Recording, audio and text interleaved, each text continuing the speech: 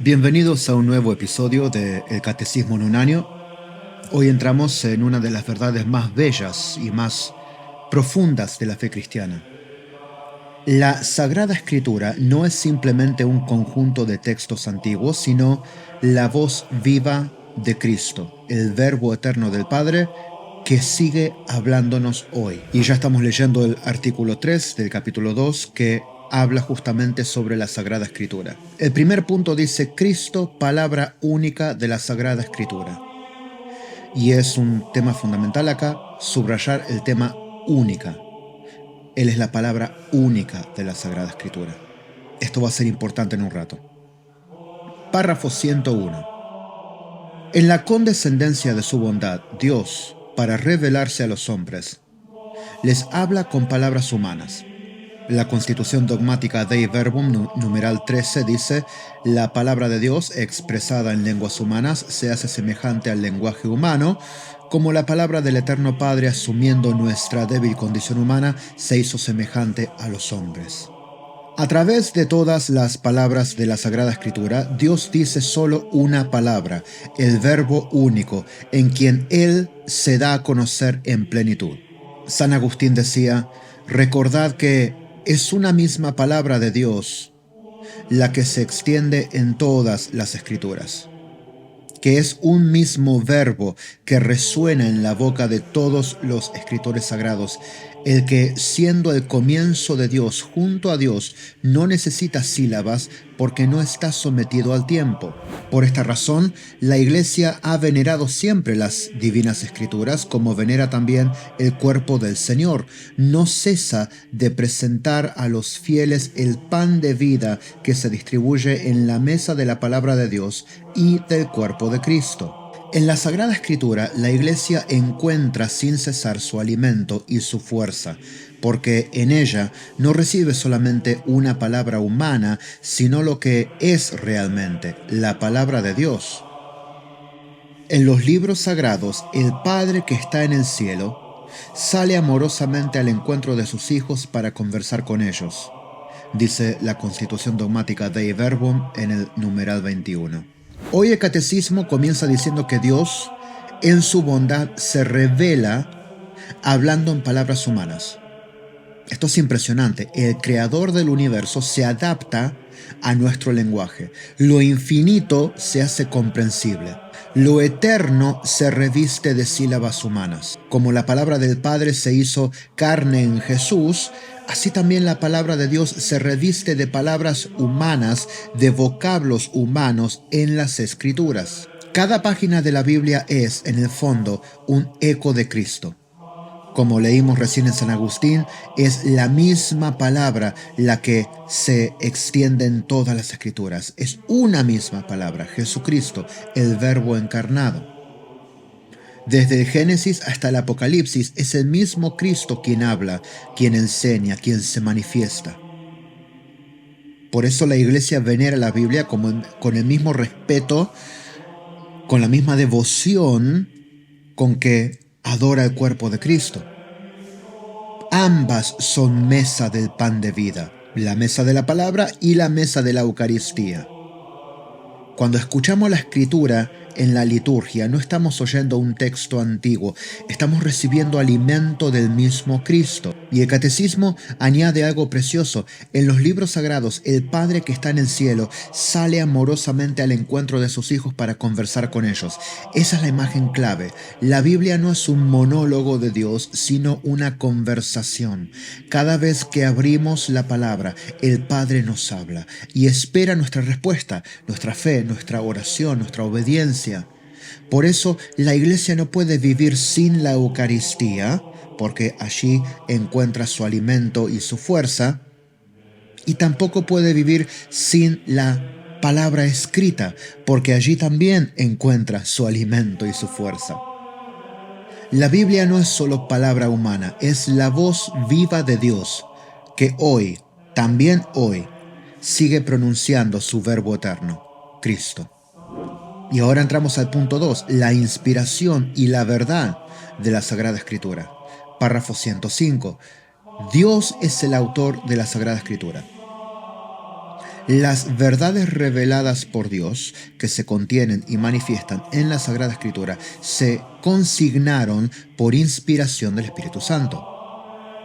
La Santa Madre Iglesia, según la fe de los apóstoles, reconoce que todos los libros del Antiguo y del Nuevo Testamento, con todas sus partes, son sagrados y canónicos en cuanto que, escritos por inspiración del Espíritu Santo, tienen a Dios como autor y como tales han sido confiados a la Iglesia. Dios ha inspirado a los autores humanos en los libros sagrados. En la composición de los libros sagrados, Dios se valió de hombres elegidos que usaban de todas sus facultades y talentos. De este modo, obrando Dios en ellos y por ellos, como verdaderos autores, pusieron por escrito todo y solo lo que Dios quería. Esto aparece en Dei Verbum numeral 11. Los libros inspirados enseñan la verdad. Como todo lo que afirman los agiógrafos, los autores inspirados, lo afirma el Espíritu Santo, se sigue que los libros sagrados enseñan sólidamente, fielmente y sin error la verdad que Dios quiso consignar en dichos libros para salvación nuestra. Sin embargo, la fe cristiana no es una religión del libro. El cristianismo es una religión de la palabra de Dios.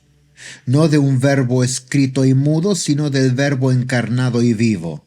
Para que las escrituras no queden en letra muerta, es preciso que Cristo, palabra eterna del Dios vivo, por el Espíritu Santo, nos abra el espíritu a la inteligencia de las mismas, como vemos en Lucas 24:45.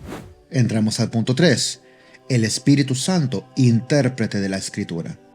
En la Sagrada Escritura, Dios habla al hombre a la manera de los hombres. Por tanto, para interpretar bien la Escritura, es preciso estar atento a lo que los autores humanos quisieron verdaderamente afirmar y a lo que Dios quiso manifestarnos mediante sus palabras. Para descubrir la intención de los autores sagrados, es preciso tener en cuenta las condiciones de su tiempo y de su cultura, los géneros literarios usados en aquella época, las maneras de sentir, de hablar y de narrar de aquel tiempo, pues la verdad se presenta y se enuncia de modo diverso en obras de diversa índole histórica, en libros proféticos o poéticos o en otros géneros literarios. Pero, dado que la Sagrada Escritura es inspirada, hay otro principio de la recta interpretación no menos importante que el precedente, y sin el cual la Escritura sería letra muerta. La Escritura se ha de leer e interpretar con el mismo espíritu con que fue escrita. El Concilio Vaticano II señala 3 criterios para una interpretación de la Escritura conforme al espíritu que la inspiró. El primer criterio es prestar una gran atención al contenido y a la unidad de toda la Escritura. En efecto, por muy diferentes que sean los libros que la componen, la Escritura es una en razón de la unidad del designio de Dios, del que Cristo Jesús es el centro y el corazón abierto desde su Pascua. Por el corazón de Cristo se comprende la Sagrada Escritura, la cual hace conocer el corazón de Cristo. Este corazón estaba cerrado antes de la pasión, porque la Escritura era oscura, pero la Escritura fue abierta después de la pasión, porque los que en adelante tienen inteligencia de ella consideran y disciernen de qué manera deben ser interpretadas las profecías. El segundo criterio, leer la Escritura en la tradición viva de toda la Iglesia. Según un adagio de los padres, la Sagrada Escritura está más en el corazón de la Iglesia que en la materialidad de los libros escritos. En efecto, la Iglesia encierra en su tradición la memoria viva de la palabra de Dios, y el Espíritu Santo le da la interpretación espiritual de la Escritura. Principio número 3. Estar atento a la analogía de la fe. Por analogía de la fe entendemos la cohesión de las verdades de la fe entre sí y en el proyecto total de la revelación. Y acá entramos entonces en un punto decisivo. ¿Cómo debemos leer e interpretar la Biblia? Porque si creemos que la Escritura fue inspirada por el Espíritu Santo, también tenemos que reconocer que solo el mismo Espíritu puede hacernos comprenderla. El catecismo nos enseña que la palabra de Dios no puede entenderse solo con métodos humanos, sino dentro de la fe viva de la Iglesia. El párrafo 109 comienza con una advertencia clara. En la Sagrada Escritura, Dios habla al hombre a la manera de los hombres. Por eso, quien quiera interpretarla debe atender a lo que Dios quiso comunicar a través de los autores humanos, no solo a lo que las palabras parecen decir de forma literal o aislada en papel y tinta. Esto significa que la lectura de la Biblia exige un doble nivel: comprender el lenguaje humano y buscar el lenguaje divino que hay detrás. El numeral 110 profundiza un poco más. Para descubrir la intención de los autores sagrados debemos considerar tres cosas. Primero, las condiciones de su tiempo y cultura. Segundo, los géneros literarios que usaron: poesía, historia, parábola, profecía, etc. Y tercero, el modo de sentir, de hablar, de narrar de su propia época. La Biblia no fue escrita en nuestro idioma ni en nuestra mentalidad moderna. Por eso, interpretarla literalmente sin entender su contexto puede llevarnos a errores. El estudio serio de la Escritura, la exégesis, debe respetar estos factores humanos. Por eso el catecismo enseña algo más. Como la Escritura fue inspirada por Dios, debe ser también leída e interpretada con la ayuda del mismo Espíritu que la inspiró.